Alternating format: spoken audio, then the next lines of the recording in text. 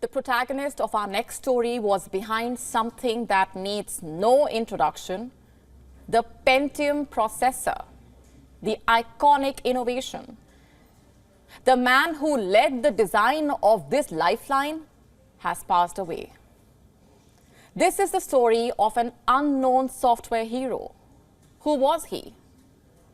Former Intel India country head, Avtar Saini. The inventor was 68 years old, someone who made huge contributions to the world of technology. What happened? How did he die? Now, before I go on, let me warn you, the details could be disturbing. Avtar Saini was killed while he was riding his bicycle, knocked down by a speeding cab. He was with other cyclists. His bicycle was hit from the back by a speeding taxi. This happened in Navi Mumbai in India. In fact, the driver tried to flee with the frame of the cycle wedged under the wheels of the car. And as a result of this, Avtar Saini was dragged. He was wearing a helmet but was severely injured and was declared dead at the hospital. What about the cab driver who hit his bicycle? He was handed over to the police. According to the police, a case of rash driving and causing death due to negligence has been registered against him. It is a heartbreaking story.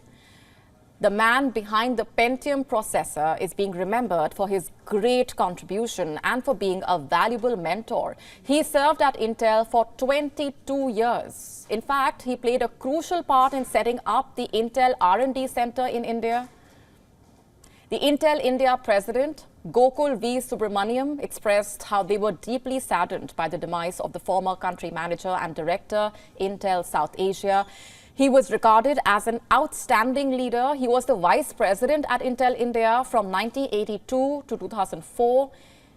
He helped design several processors, including Intel 386, Intel 486, and the iconic Pentium processor. He was involved in the first phase of the development of the Titanium processor, the 64-bit Intel microprocessors. Avtar Saini's wife passed away 3 years ago, and he stayed alone. His children live in the United States. He was a passionate cyclist, and after he left Intel, he was associated with a number of tech companies. This is the heart-wrenching tale of a prolific innovator, a mentor, a leader whose life was cut short because of a gruesome incident. Millennials, or the avocado generation called by their elders, are making headlines once again. The generation which is portrayed as a generation without hope, their future looks brighter than you thought. Knight Frank reports predict millennials will become the wealthiest generation ever, inheriting massive wealth from older generations over the next 2 decades. You got that right. In fact, this huge transfer will occur as wealth is passed after death from the last of the property equity rich generations, the silent generation born from 1925 to 1945, the baby boomers born from 1946 to 1964, and the oldest cohort of Generation X born from 1965 to 1979, who between them have more than 2.5 trillion pounds tied up in their homes. Millennials, who are defined as being born roughly between 1980 and 1994, from being the have-nots, maybe will be called the richest generation in history, known for their environmental focus. They are expected to invest in greener homes, in fact, prioritizing sustainable goods and making eco-conscious financial choices. And this shift in priorities presenting significant opportunities for businesses catering to these preferences. The Knight Frank report also highlighting the growing influence of the Bank of Mum and Dad, as it's called, with a record 61% of first-time buyers last year receiving financial help from their parents. According to new figures from Savil's report, the number was up from 46%, and that too an all-time record. And this works out as a total of 173,000 buyers, funded in part by their living parents in 2023, who gained a combined total of 10.6 billion pounds in help up from 8.9 billion in 2022. And this trend underscoring the challenges young adults face in affording homes, particularly in expensive areas where property prices remain 10 times higher than the average income. And just looking beyond millennials, some reports analyze trends in global wealth distribution. It reveals that prime property markets in developing countries are experiencing the fastest price growth.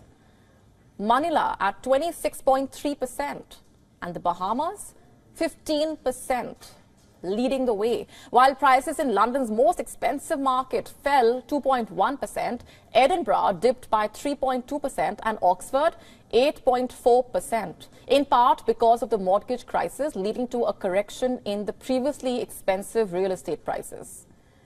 The number of ultra-high net worth individuals globally increased by 4.2%, with the US experiencing the most significant growth of 7.9% due to a strong economy and a booming tech sector.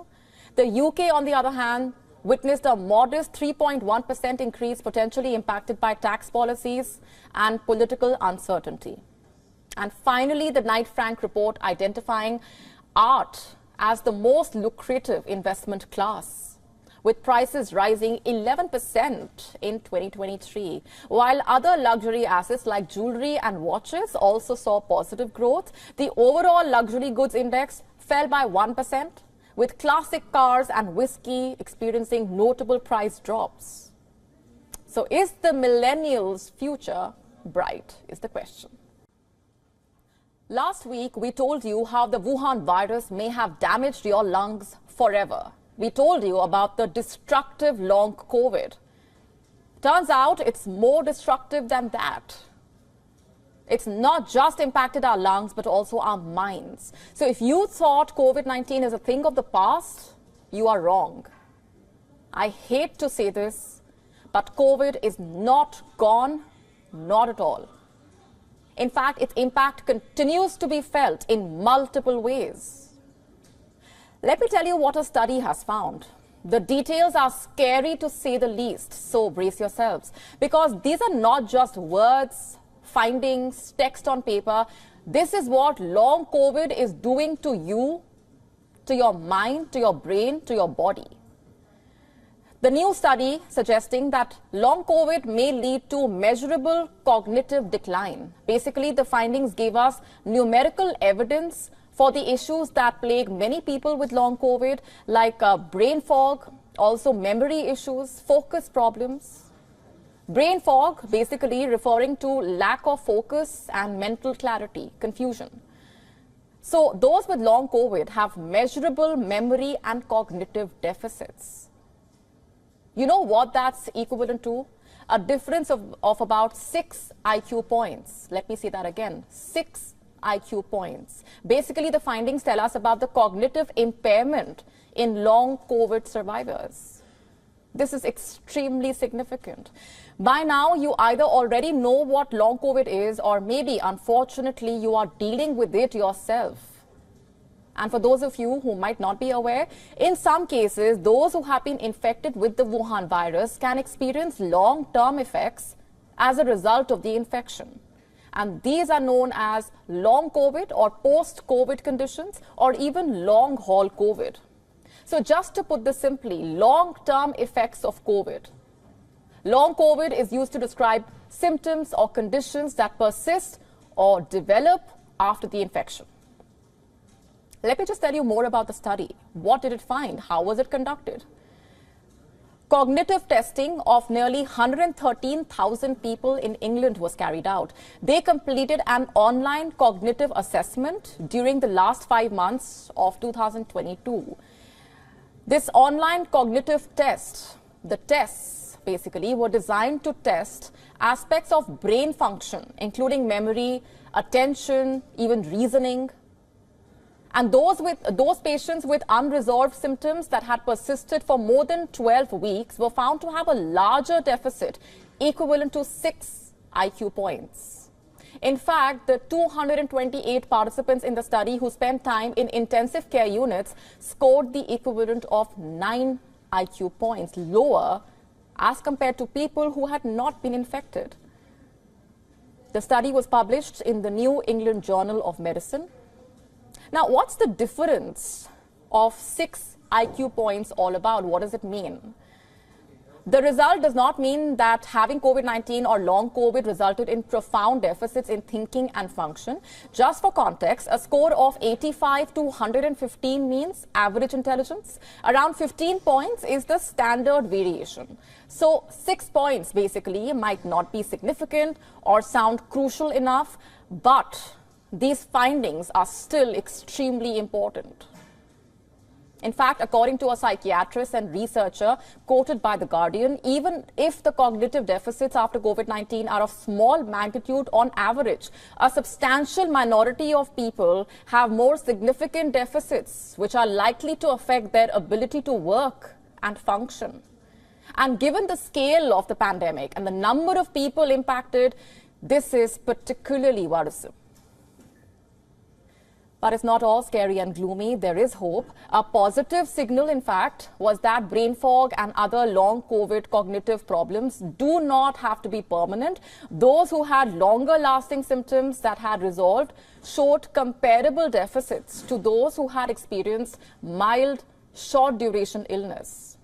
And what this study also suggests is that if people's long COVID symptoms reduce, so will the related cognitive impairment. Basically, those who witnessed long COVID symptoms for months and then ultimately recovered had cognitive scores similar to those who had a quick recovery.